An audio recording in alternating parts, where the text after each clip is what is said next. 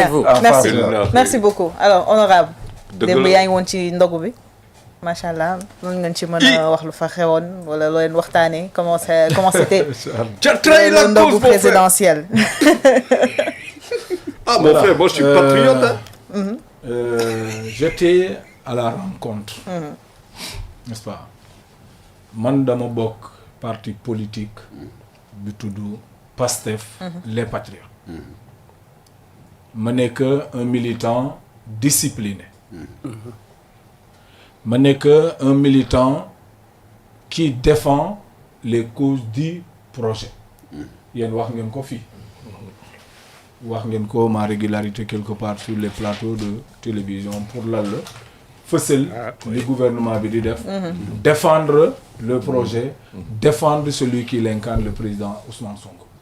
kenn gënuma bëgg le président Ousmane Sonko. ma nekk un militant très discipliné. D'accord. Et qui est à l'écoute des instructions du président Ousmane Sonko. Invitation bi le président Ousmane Sonko moo joxe aval. ñun kan moo ñu ko yëgal notre secrétaire général du parti. le collègue Ayib Daffé wax ni dans la note ni ki autorisation du président Ousmane Sonko. À partir du moment où yow sa leader nee na mën nga teew fële amul benn problème bu ma mënta téye n'est-ce pas ba dama dem. bi Sonko ne woon bu leen dem. du ma teg sama tànk parce que aussi en politique il y a la discipline du parti. loolu laa bëgg a leeral dans un premier temps. à l'intention des gens qui. des fois kenn xamul li ñu bëgg. dañuy nekk ci réseau yi n'est-ce pas di sosal nit ñi ak di leen saaga. gis naa sax man ku jël sama kii bon je ne le refuse pas hein boo nekkee un homme. il faut accepter oui il faut accepter ça. n'est-ce pas dans les kii mais des fois jaadu na. nga wax leen pourquoi ça se passe ainsi. te des fois ñu koy def am na ñoo xamante ne peut-être que xamuñu la bu baax mu am man li ma ci metti surtout man ku ko def xam na ma. nee naa ko dem ba ci guddi yow yaa ngi yor sama numéro de téléphone. nga mun maa woo. lan moo tax ngay jël sama kii di ko def ci réseau yi. parce que loolu ku ko gis. day yaakaar ne honorable Bakary mu ngi def lu waroo ak li président Ousmane Sonko santaane. nit ñi dañu war a di bàyyi di pousser nit ñi vers ñoom li ñu xalaat ci seen bopp loolu la nit ki war a def. nit ñi dañuy dem ba di tiit des fois sa wax même pour dem sur un plateau de télévision n'est-ce pas da ngay doo xam sax il faut aller ou il faut pas y aller. Il faut pas terroriser la liberté d'expression. D'accord. nañ ko libérer nit ñi wax bañ daal yow li nga xalaat rek nga jàpp ni loolu la nit ki war a def déedéet. Absolument. xam nga par exemple moi en tant que élu honorable député sama doxalin bu naree méngoo ak le militant lambda. Excuse-moi quand je dis le militant lambda, c'est pas péjoratif mais je dis que qui n'est pas à un niveau de responsabilité. Wala su may wax ma war a waxee comme lui cela veut dire que man ak moom ñoo yem. moi je n'ai aucune information. boo xamante ne man maa ngi ko yor. te moom yoru ko. kon moo tax des fois il faut que les gens respectent les actes que nous posons. Et sachent, connaissent les oui connaissent les. kenn nekku fii nii pour def loo xamante ne du noonu. ça nous l'a dit que Pastef dafa jànkonteel ay jafe-jafe ñu wax ko ñu bañ ko wax ñëpp xam nañ ko. Tout à fait. maintenant suñu ñaari leaders yi pratiquement problème bi foofu la jóge boo tax na tey ci biir Pastef da ngay wax benn affaire rek ñu naan la diw pro diw la diw pro diw la léegi nekkatul li diw pastefien la mais dañuy dëkkal nit ñi ci ñaari camp su ma sañoon loolu nit ñi nañ ci liggéey pour que ça soit les patriotes que l'on voit ñun bu président de la République notre frère de parti Bassirou Diomaye invité mu jaarale ko ci fu mu war a jaar ba président du parti notre leader politique joxe instruction pour ñu mën a dem lu tax waruñu fa dem pour plusieurs raisons donc c'est comme li ñuy wax une marche autorisée ou bien une marche qui n'est pas autorisée boo demee possibilité yu am mooy li may wax sur les plateaux de télévision. li may def ci sama page ma am possibilité su dee man dama jàpp ni président Diomaye am na loo xamante ne mu ngi koy def d'accorduma moo xam dans ci doxalin réew mi moo xam également dans la vie du parti bi nga xamante ne moom moo ko porté au pouvoir ma am possibilité li may wax ci mbedd li may wax ci plateau de télévision li may def ci sama page bi ma am possibilité jàkkaarloo ak moom mais une occasion comme ça ne se rate pas. Ah non, tu vas aller le lui dire. Une occasion comme ça ne se rate pas. Voilà pourquoi nous sommes allés répondre à l'invitation du frère. Je dis toujours du frère parce que jusqu'au moment où nous parlons, kenn mënul wax ni que le président Diomaye n'est pas de Pastef. C'est clair. loo gis mu teg leneen mais boo tey mu ngi yor carte Pastef boo tey dégguloo fu ñu waxee ni ki les instances du parti Pastef se sont réunis nee nañu Diomaye bokkatul dans le parti boobu leer na non comme c'est un frère du parti te man ma gëm ni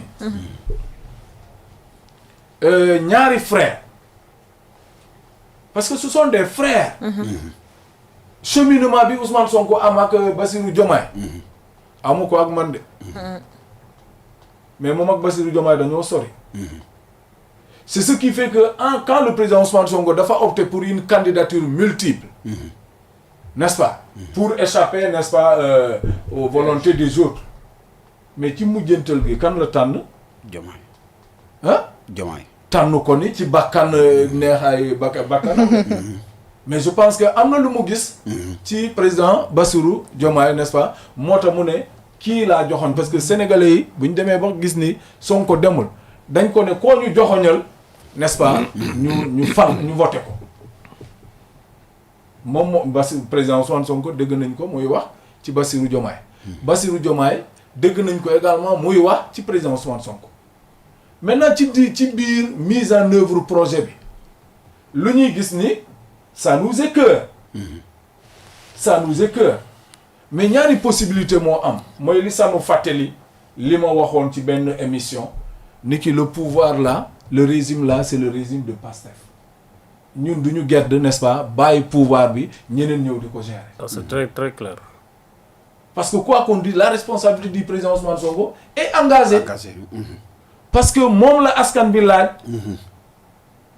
koo ñu joxoñal ñu voté ko mu joxoñ Bassirou Diomaye donc bu amee échec fiasco mën na ñëw répercuté wu ba Ousmane Sonko ci boppam.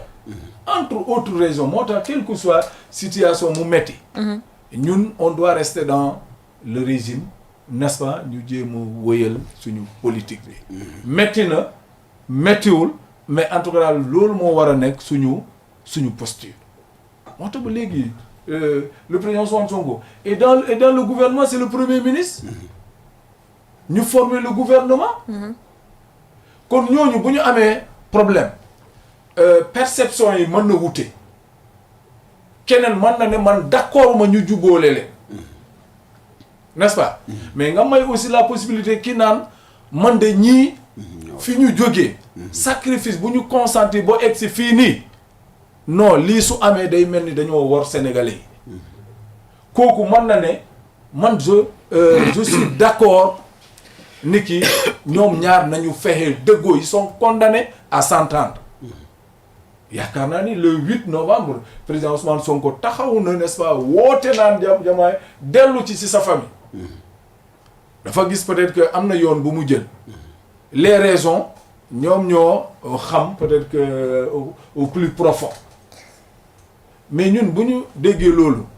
xam nga loolu woote jàmm la ah bu ñu nekkee ci weeru koor Diomaye dalal les députés et les maires lu ci am solo ce n'est nit ñi di wax ndoggu du ndoggu bi moo am solo parce que man amul ndoggu boo xamante ne maa ngi ko war a xaaraan yaakaare feneen bi ma mënul am sama kër mais ndoggu bi c'est un prétexte pour lan la pour ñu waxtaanee parti bi un prétexte pour également pour ñu waxtaanee réew mi et su dee moom dafa dem ba ci biir par exemple ci weeru koor gi mu jàpp ni je dois écouter l'écho de mon mentor politique qui est le président Ousmane Sonko qui woote ma dellu si sama njaboot et comme weeru koor weer njëggalante la n'est-ce pas mën na nekk ci tànk boobu léegi su wootee ñun ñu comprendre ni ki du lekk la ñuy woo. Parce que aussi il faut que les gens. La réconciliation. C'est ça. Ce n'est pas un dogu qui est important mais c'est prétexte. un prétexte pour dalal aussi ñi nga xamante ne ñoom ñoo ko fal et peut-être que ñeneen ñi ba mu faloo ba léegi moom sax wax na ko dëmb jotul am possibilité toog ak ñoom donc ñooñu ñi nga xamante ne ils ont cheminé avec lui bu dara doonul dara mais ñooñu ñoo ko mën a wax président ñun de dañoo gis ni acte yi ngay posé dalul suñu xel foo jëm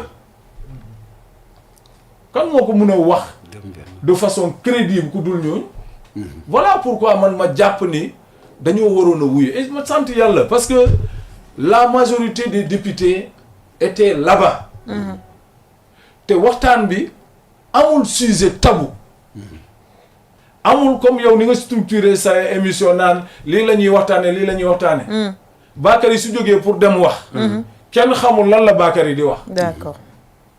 te nit ñi déggoowuñu kenn ku nekk tu es venu avec ta préoccupation ci doxalin parti bi ci ni ñu yore également réew mi mu am solo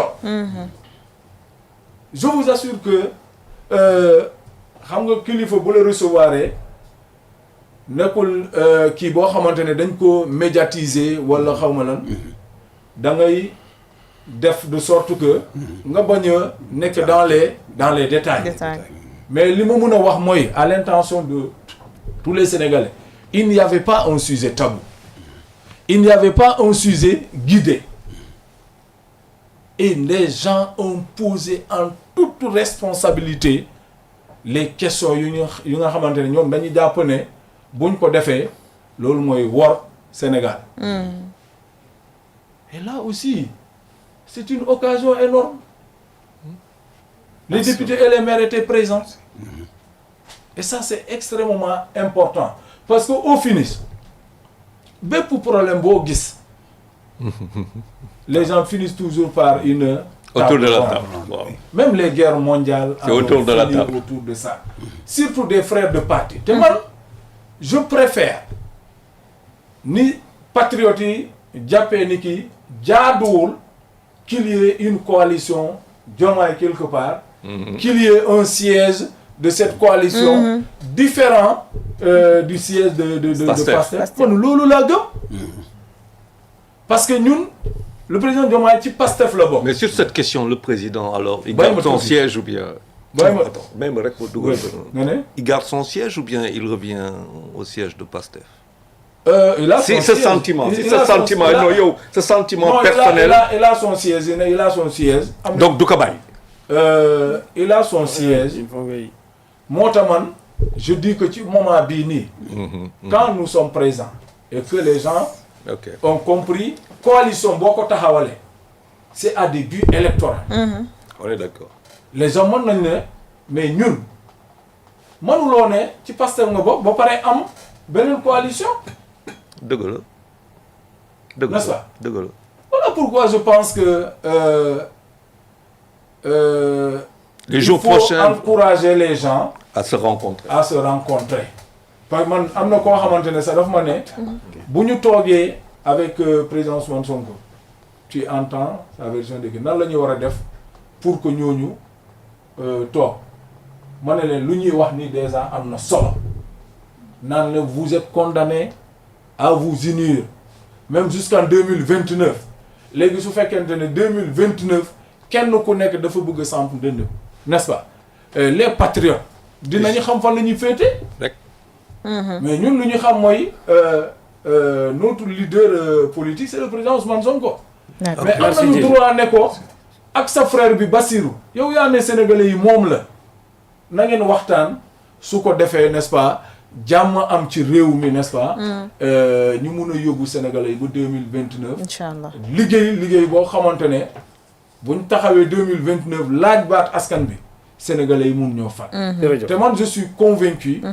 on va y arriver. amul loo xamante ne mënuñu ko waxtaanee bu juboo suñu réew. président de la République dëgg na démb loo xamante ne peut-être que sax xaaru ko ci nit ñi. mais je dis qu'il y avait pas un sujet tabou. te bu ñu sañoon. mooy ñoom ñaar nañu nekkaat nii. d'après seen waxtaan démb am nga sentiment wala yëg ne dina delluwaat. bon xam nga des fois man lu ci am solo ci man. mooy le message que tu as délivré. le message que tu as transmis. D'accord. Le président Bassirou Diomaye mën na am par exemple beneen position séance tenante parce que xaaru ko mu am lu mu dégg mais dañuy faral di wax ni ki la nuit porte conseil. D'accord. su demee tëdd. il va se remémorer ce qu'il a entendu des députés et des maires. N'est-ce pas? Et aussi je sais que il a ses conseillers. mën na waxtaanaat ak ñoom. ñooñu mën nañ ko def tel aspect bi député yi soulevé. on pense que ci yoon boobu nga war a jël. par contre bii il faudrait. D'accord. man j'ai pas regretté. Je n'ai pas regretté d'avoir été. D'accord. Si c'est à répéter président Ousmane Sonko ne dem leen. dinaa dem te Dieu merci j'avais la chance ma bokk ci ñu jël parole. li ma wax naa ko à l'image de tous les collègues. mooy profiter jaajëfal tous les collègues. parce qu'ils ont compris que c'est comme ça que ça doit être. un frère ki nga jàpp ni kii ci yow la bokk. bul musa taay bul musa doyal nga naan ça suffit maintenant dama koy bàyyi nii. moi j'ai toujours cru que un parent on doit toujours lui dire la vérité même s'il refuse maintenant bu ñu demee ba benn moment il verra que lu mu ko jural. si c'est du négatif. il saura que kon ñoom diw li ñu ma doon wax. muy dëgg loolu laa waroon a def. Djibril jël. D'accord, merci beaucoup. Non, fallait que vous détaillez. Fallait vous détailler. Non, on a envie de savoir. Non, il a très bien parlé, j'apprécie bien ce qu'il a dit. Djibril. Non, xam naa loolu man dinaa ci ñëw. Voilà. xam nga dafa gudd